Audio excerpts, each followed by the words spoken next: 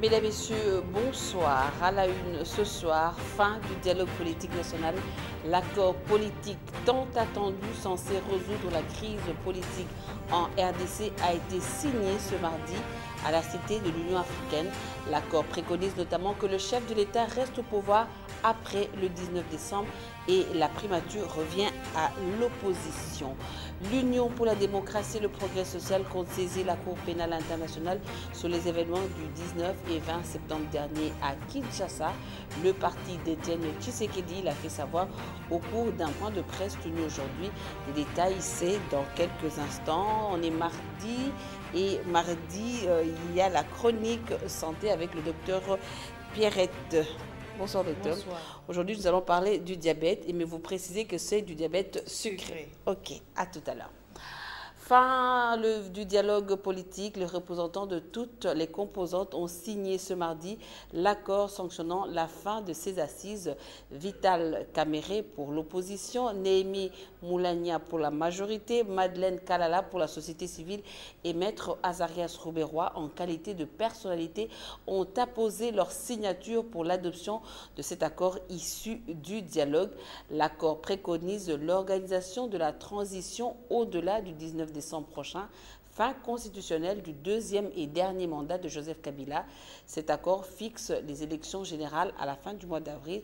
Il maintient le président Joseph Kabila en fonction jusqu'à l'installation du futur président élu et lui confie la primature à l'opposition. On écoute un extrait du discours du facilitateur Edem Kodjo, sélectionné par Tapi Lutuno.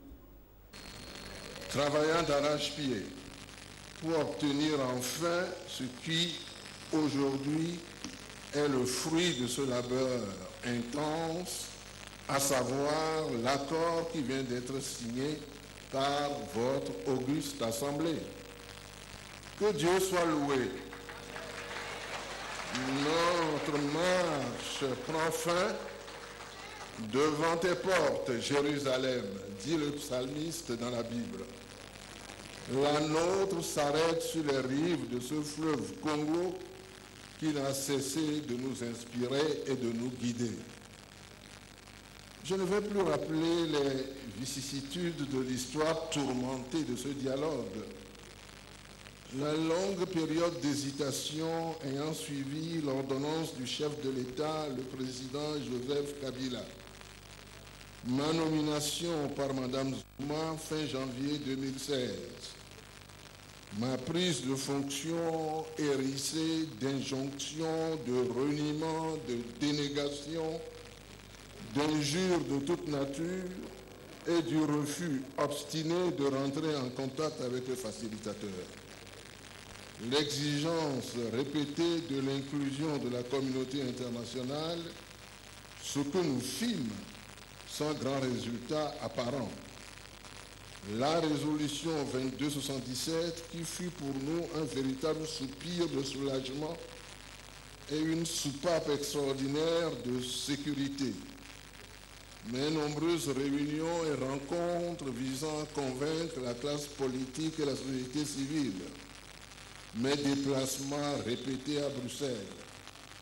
L'obtention d'un accord en bonne et due forme à Paris le 26 mars 2016. Puis, confirmé ici même à Kinshasa. Ce n'est pas M. Bruno Mavungu présent dans cette salle qui me démentira. Mais le ministre français des Affaires étrangères, Jean-Marc Ayrault, a estimé ce mardi que la décision de reporter à avril 2018 l'élection présidentielle en RDC, prise sans l'aval d'une bonne partie de l'opposition, n'était qu'une réponse à la crise. Pour le chef de la diplomatie française, il n'y a aucune façon de sortir de la crise que le président Joseph Kabila annonce qu'il ne se représente pas et qu'une date soit fixée pour les élections. Entre-temps, le secrétaire général de l'UDPS était ce mardi devant les professionnels des médias.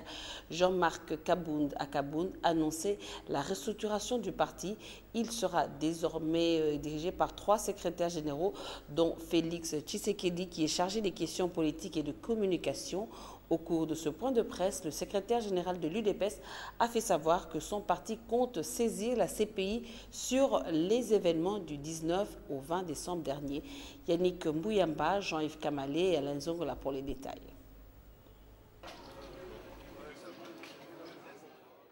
Deux points étaient au centre de ce face-à-face entre le secrétaire général de l'Union pour la démocratie et les progrès sociaux. D'abord, la présentation de la nouvelle équipe dirigeante du parti chargée d'aider Jean-Marc Kabounda Kabound dans sa mission.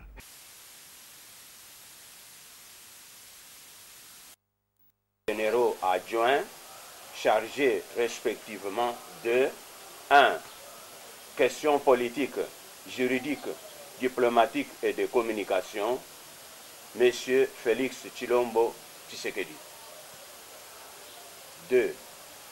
Questions financières et logistiques, Dr Eteni Longondo. 3. Questions socioculturelles et genre, Madame Rose Boyate Monkeju.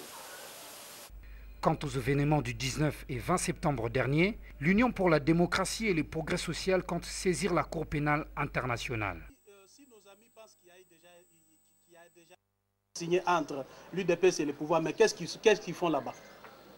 Donc, s'ils sont là-bas pour signer un accord, cela veut tout simplement dire qu'il n'y a jamais eu un accord entre l'UDPS et le pouvoir en place. Il y aura journée ville morte demain.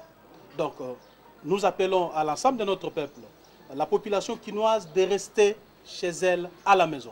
Au sujet du 19 décembre, le parti suggère un régime spécial après cette date. Mais c'est un régime qui sera mis en place après 2 mandats d'un monsieur passé au pouvoir, mais sans élection.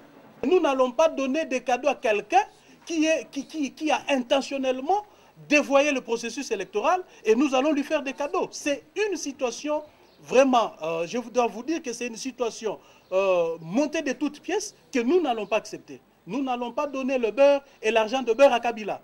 Le parti cher à Etienne Tshisekedi s'insurge contre toute intimidation visant les opposants en général et ses cadres en particulier, conclut Jean-Marc Kabounda Kabound. Vous le savez déjà, la Cour constitutionnelle a jugé recevable la requête de la Commission électorale nationale indépendante, décision prise hier lundi au cours d'une audience d'examen de la requête de la centrale électorale qui visait saisir la Cour sur le report des élections. Yannick Mbouyamba et Doudou Kasupa pour le reportage. Après les explications du contenu de la requête formulée par la Commission électorale nationale indépendante, le ministère public a plaidé auprès de la Cour afin d'obtenir une faveur liée au report des élections tel qu'énoncé dans la requête. Après un vif débat et délibération à huis clos, la requête de la Commission électorale nationale indépendante au report de la convocation des scrutins électoraux a été reçue par les juges de la Cour. La requête recevable est fondée, constate l'impossibilité pour la CENI d'organiser des scrutins prévus dans son calendrier du 12 février 2015 pour toutes les raisons invoquées par elle, l'autorise par conséquent à élaborer un nouveau calendrier électoral aménagé dans un délai objectif et raisonnable exigé par les opérations techniques de refonte du fichier électoral afin de s'assurer de la régularité des scrutins prévus. Le scrutin électoral est reporté pour 2018 et ce report est justifié selon la Commission électorale nationale indépendante par la question de la non prise en compte des nouveaux majeurs, des défis logistiques et sécuritaires ainsi que la question de doublons. Le scrutin tel que programmé dans le calendrier ne se conforme pas aux exigences d'inclusivité de l'électorat devant caractériser tout suffrage universel. C'est d'autant qu'à la suite de l'audit du fichier électoral fiabilisé, un consensus s'était dégagé au sein de la classe politique en vue de la révision du dit fichier que les uns avaient taxé d'impropre, d'infecté et d'autres de corrompus. Toutes ces raisons ont justifié la nécessité de la refonte totale du fichier électoral tel que soutenu par la Commission électorale nationale indépendante. Nous vous le disions hier sur nos antennes de l'ouverture le week-end dernier de l'année académique 2016-2017 dans les universités et instituts supérieurs de la République démocratique du Congo. Le ministre de l'Enseignement supérieur et universitaire a donné le go de cette nouvelle année académique à l'université de Kisangani. Occasion pour Théophile Bemba d'apporter quelques innovations pour le bon déroulement des établissements universitaires. C'est dans le but de permettre aux étudiants de bien préparer leurs cours. Herminion-vous pour les détails. Pour permettre aux étudiants de bien assimiler la matière, le ministre de l'Enseignement supérieur et universitaire a apporté quelques innovations dans le calendrier académique. La semestrialisation de l'année académique va permettre l'implication de chaque corps.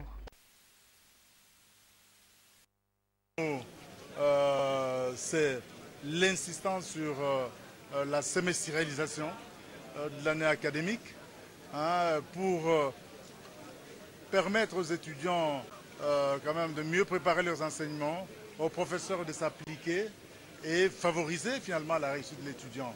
C'est-à-dire que l'année sera subdivisée en 2 semestres et les matières prévues au premier semestre sont données au premier semestre et les examens, les évaluations à la fin du premier semestre. Les matières prévues au second semestre vont se donner les examens au second semestre. Ce sont les étudiants qui n'auront pas réussi au niveau, pendant ces 2 évaluations qui auront une session de rattrapage au mois de septembre.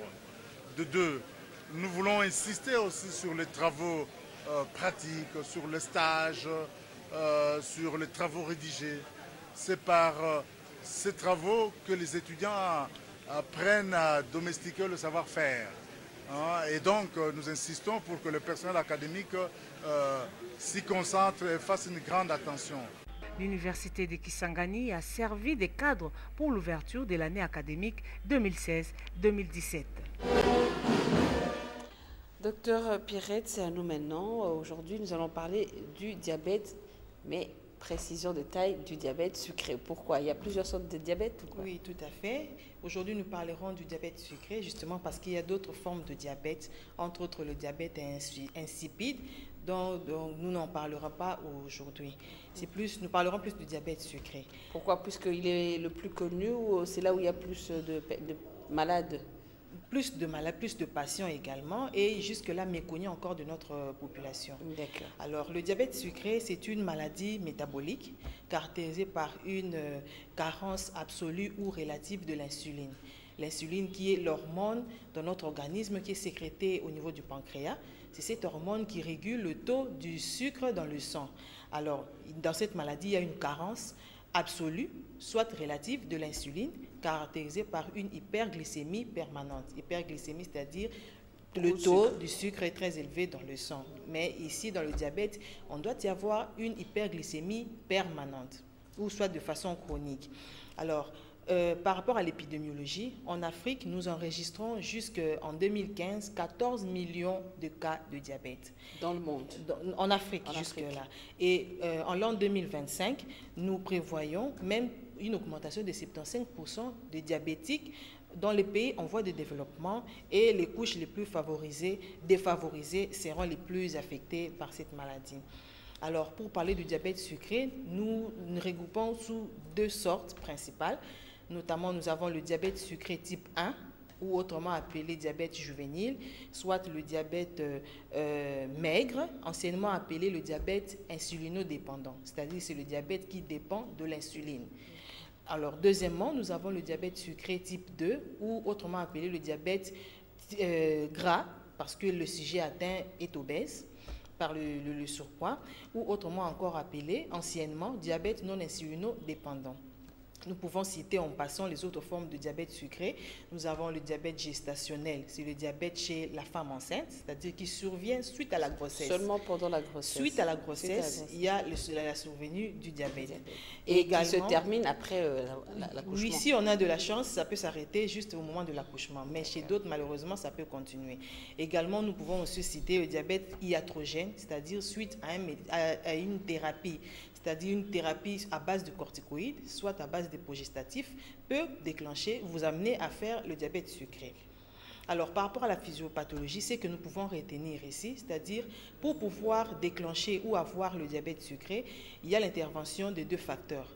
Nous avons le facteur héréditaire, c'est-à-dire les ascendants. Les parents. Oui, les parents, les grands-parents, les collatéraux, les frères, les sœurs, les tantes et oncles. Également, les facteurs environnementaux. Ça, il faut le retenir. Qui favorise aussi. Qui favorise l'érosion justement de la maladie.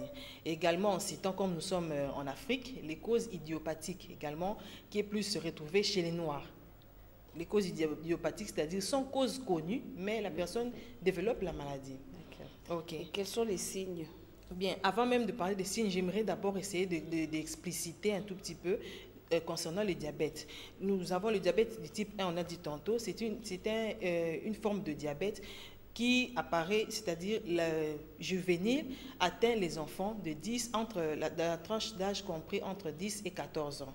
Alors, nous avons chez ces enfants-là la production des anticorps qui détruisent les cellules productrices de l'insuline au niveau du pancréas. L'enfant naît avec cette anomalie et par conséquent aura une carence absolue en insuline. Donc, chez cet enfant-là, il faudra lui donner de l'insuline tous les jours. Toute sa vie. Toute sa vie, à vie, en insulinothérapie à vie. Alors, le début est brutal. Comment est-ce que nous pouvons reconnaître le diabète chez un enfant? Nous avons ce qu'on appelle la polyphagie, c'est-à-dire l'enfant, il y a un excès d'appétit, l'enfant mange beaucoup. Au lieu de prendre du poids, au contraire, il maigrit. Également, nous avons la polydipsie, c'est-à-dire on boit beaucoup d'eau. Par la suite, mais c'est bien de boire beaucoup d'eau. Oui, tout à fait, mais de façon régulière. Mais ici, c'est une anomalie. D'autant plus que, oui, tout à fait. D'autant plus que chez un diabétique, il élimine aussi les sucres dans les urines. Il y a une glucosurie. En dehors de ça, nous avons la déshydratation, l'amaigrissement, on l'a dit tantôt, la pollakiurie, c'est-à-dire la miction très fréquente. La miction? La miction très fréquente, c'est-à-dire le fait d'uriner. L'enfant urine beaucoup. Vous avez des termes techniques là. Ok, l'enfant urine beaucoup, qu'on appelle la pollakiurie. D'accord. Voilà, qui est différente de la polyurie. Polyurie, c'est la quantité qui est des urines est très importante, allant de 3 litres à 4 litres par 24 heures, au lieu de 1,5 à 2 litres par 24 heures. Ok. Et puis des troubles de vision passagère. Alors, pour le diabète du type 2, nous avons dit tantôt que dans le diabète du type 2 ou le diabète gras, nous incriminons plus l'hérédité et les facteurs environnementaux. L'hérédité peut vous prédisposer à faire le diabète. Mais si les facteurs environnementaux n'accompagnent pas, vous pouvez être là, vous avez eu un père, ou soit un père ou une maman souffrant du diabète, vous êtes son descendant, mais vous ne faites jamais le diabète dans votre vie parce que les facteurs environnementaux n'ont pas suivi. Voilà. Alors, parlons des facteurs environnementaux, nous incriminons en premier lieu l'obésité, surtout l'obésité abdominale, avec une tour de taille supérieure à 105 cm chez l'homme, supérieure à 86 cm chez la femme, car cette obésité abdominale interfère dans l'action de l'insuline. Alors, en dehors de l'obésité, le manque d'exercice physique qui occasionne justement cette obésité-là, car l'effort musculaire, il faut le savoir, le fait même de faire des exercices favorise la bonne action de l'insuline dans l'organisme. Tout à fait. Nous citons le sédentarisme, nous citons une alimentation riche en graisse, surtout animale, qu'on peut même appeler la malbouffe, c'est-à-dire tout ce qu'on trouve, on mange parce qu'on a faim. Donc, il faut sélectionner, manger qualité et non quantité. Alors, au niveau du diabète du type 2, le début est progressif, souvent des découvertes fortuites. Alors, parlons directement des signes. Voilà, nous avons également ici une polyurie, polydipsie, une asthénie physique, les troubles visuels, la sécheresse buccale, les céphalées, les vertiges. Alors, pour aller un peu plus rapidement, est-ce qu'on peut éviter d'attraper le diabète? À moins que ça soit héréditaire, mais de façon générale, est-ce qu'on peut l'éviter? On peut l'éviter, surtout en respectant, comme j'ai dit tantôt, surtout les facteurs environnementaux qu'on vient d'énumérer tout à l'heure, qui c'est qu'il fallait éviter pour ne pas faire éclore la maladie dans votre organisme. Est-ce que ça se soigne? Oui, le diabète se soigne, mais le diabète se soigne. Nous avons, en dehors des complications aiguës, des comas, des pieds diabétiques et tout, le traitement se base à 2 volets. Nous avons le volet non pharmacologique, c'est-à-dire le régime alimentaire, respecter les régimes, éviter les sucres, ne pas manger trop salé, trop gras. Également, nous encourageons les activités physiques régulières, également une bonne hygiène corporelle, bien s'hydrater. Si vous fumez, il faut arrêter avec le tabac. Si vous prenez de l'alcool, également, il faut arrêter. Et une autosurveillance de la glycémie et respecter les rendez-vous médicaux. Alors, les volets thérapeutiques, surtout dans le cas du diabète sucré type 1, c'est l'insulinothérapie à vie, c'est-à-dire l'insuline tous les jours. Mais chez les diabétiques du type 2, nous faisons recours aux antidiabétiques oraux, exceptionnellement à l'insuline. Et nous traitons les complications. Alors, j'aimerais aussi insister ou épingler les facteurs déséquilibrant les diabètes. Là, oui, les facteurs déséquilibrant les diabètes. Nous avons le stress. Le stress permanent constitue également à faire éclore la maladie. Les infections, la survenue d'une grossesse peut vous amener aussi à développer la maladie. Et bien évidemment, la prise du poids, donc l'obésité, vous expose à développer le diabète. Mais les Congolais disent que quand on a plus de poids, c'est la bonne santé, c'est l'argent. Pas du tout. On s'attire inutilement des maladies comme le diabète sucré. Donc le terme moisi nous autres n'a pas de sens. N'a pas de sens. Okay, merci Pierrette. On se retrouve mardi prochain pour un prochain numéro. Santé toujours, lancement ce mardi du plan d'élimination de la transmission du VIH et de la syphilis de la mère à l'enfant pour la période 2016-2020. Ce plan s'inscrit dans le cadre du plan mondial de l'élimination qui a été élaboré sur base d'évacuation portant sur les indicateurs traceurs d'un programme PTME efficace. Reportage. La finalité visée par ce plan est de parvenir à une génération sans sida en République démocratique du Congo. Au cours de la cérémonie de présentation officielle de ce document de travail pour l'exercice 2016-2020, le directeur du PNLS invite les différents acteurs de la mise en œuvre de ce document important de se l'approprier. Alors, comme vous le savez, depuis 2010, le président de la République a prôné une génération sans sida en RDC. Et que donc, pour matérialiser cette volonté exprimée au sommet de l'État, le programme national de lutte contre le sida a élaboré un document, qui est un document d'intention, mais qui en fait montre les axes stratégiques sur lesquels le pays et ses partenaires vont travailler pour pouvoir atteindre cette génération sans sida, mais qui en d'autres termes veut dire l'élimination de la transmission mère-enfant du VIH et de la syphilis. Aujourd'hui, la prévalence chez les femmes enceintes est de 1,8% selon nos dernières études, mais dans la population générale, il est autour de 1,2% en RDC. La réduction des nouvelles infections de la femme en âge de procréer est l'un des défis majeurs à relever, souligne le chef de division PTME. La PTME, c'est l'ensemble de toutes les interventions que nous menons au niveau pays pour que nous puissions arriver à l'élimination de la transmission du VIH de la mère à l'enfant et même la syphilis de la mère à l'enfant. Donc toutes les interventions là, c'est pourquoi la PTME signifie prévention de la transmission du VIH de la mère à l'enfant. Dans la prévention, nous avons un paquet d'activités, un paquet d'interventions qui nous aident à ce que nous puissions éliminer demain la transmission du VIH de la mère à l'enfant. Tous les partenaires de la République démocratique du Congo en matière de santé présents à cette cérémonie ont reçu un support. Santé encore, célébration ce mardi 18 octobre de la journée mondiale de la ménopause. L'objectif de la journée est de permettre aux femmes de se sentir à l'aise pour parler des questions de santé liées à la ménopause. C'est aussi une occasion pour les femmes et les personnes préoccupées par la santé des femmes de mieux sensibiliser le public. Pour plus de détails, suivez ce commentaire de Ange Makadi.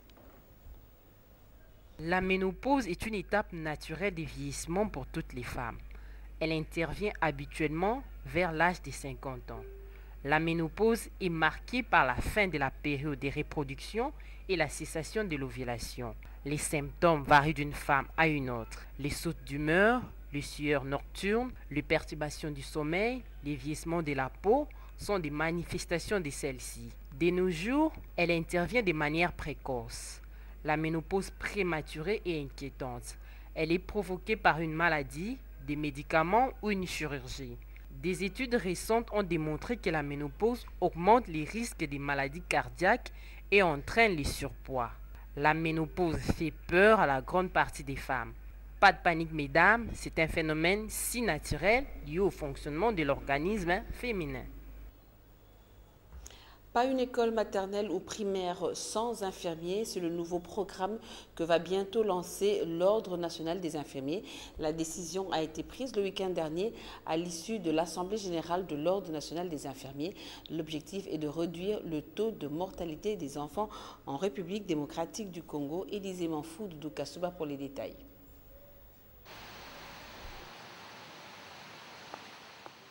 Le programme Pas une école maternelle primaire sans infirmiers, un projet pilote des ministères de la Santé publique et de l'enseignement primaire.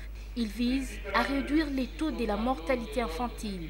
Le programme permet également aux enfants de bénéficier de soins appropriés afin de terminer l'année en beauté.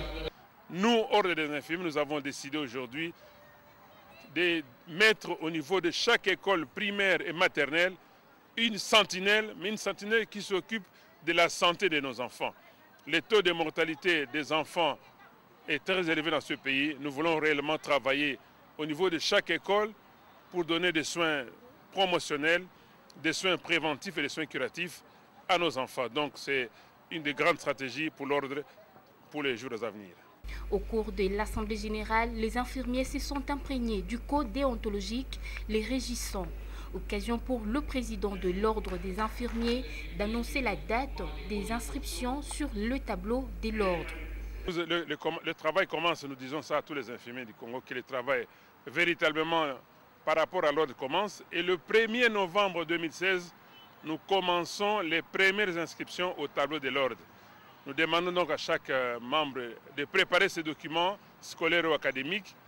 Les fiches d'inscription seront retirées au niveau des différentes agences de notre poste, la Société congolaise des postes et télécommunications. Nous avons signé un partenariat avec eux et nous allons donc prédisposer les fiches à ce niveau-là. C'est là où ils vont aller retirer les fiches. Les infirmiers du Congo ont reçu officiellement du ministère de la Santé leur ordre le 10 octobre dernier. Désormais, nul ne peut exercer la profession infirmière sans être reconnu par l'ordre. Le premier congrès de l'ordre a coïncidé avec l'Assemblée générale des infirmiers du Congo. Mesdames et messieurs, place à présent à la revue de presse. Les journaux parus ce mardi dans la capitale ont été sélectionnés par Tapi Lutunou et commentés par Hermione Nyonfo. Revue de presse.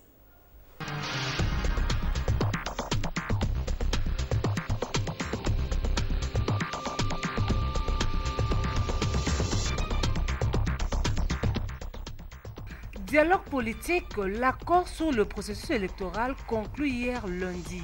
C'est la une du journal Le Palmarès. Selon le quotidien, la signature de l'accord global de ce forum national est intervenue ce mardi.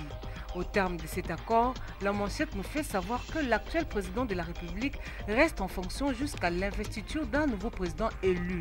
Un gouvernement intérimaire dirigé par un premier ministre issu de l'opposition et accompagné des membres de la société civile, de la majorité et de l'opposition est chargé de gérer la période intérimaire. Ce nouveau gouvernement, renchéri Forum des As, sera nommé dans 21 jours pour conduire la RDC vers la tenue des élections libres, démocratiques, transparentes et apaisées. Mais Congo Nouveau qualifie cet accord du self-service. Dans son commentaire, le tri hebdomadaire révèle que le dialogueur souligne que le Premier ministre sera issu de l'opposition signataire de l'accord.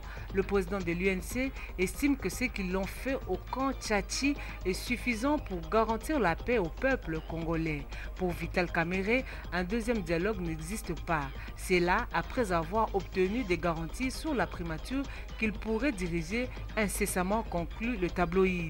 Pourtant, l'Union européenne pense tout à fait le contraire. Selon la tempête des tropiques, l'Union européenne souhaite un dialogue beaucoup plus inclusif, d'où sortiront des résolutions susceptibles d'engager toutes les parties prenantes pour une période de transition apaisée. Report des élections, la Cour constitutionnelle donne le feu vert à la Commission électorale nationale indépendante.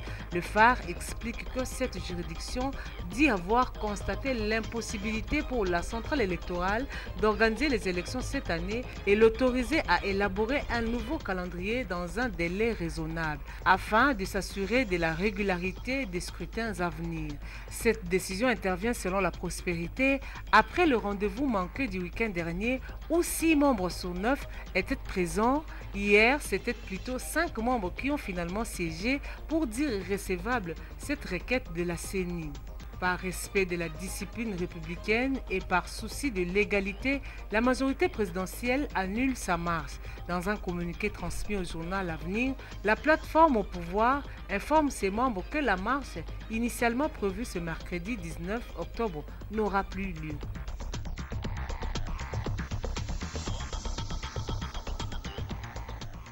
Mesdames, Messieurs, c'est la fin de ce journal, mais je vous retrouve tout à l'heure à 20h dans le cadre de l'émission En Savoir Plus. Ce soir, En Savoir Plus sur le nouveau code de la famille revisité. Invitée, Madame Honorine Bokachanga, membre du CAFCO. Et c'est tout à l'heure à 20h. Ce journal est complètement terminé. Merci de l'avoir suivi et bonne suite de programme sur la N. Au revoir.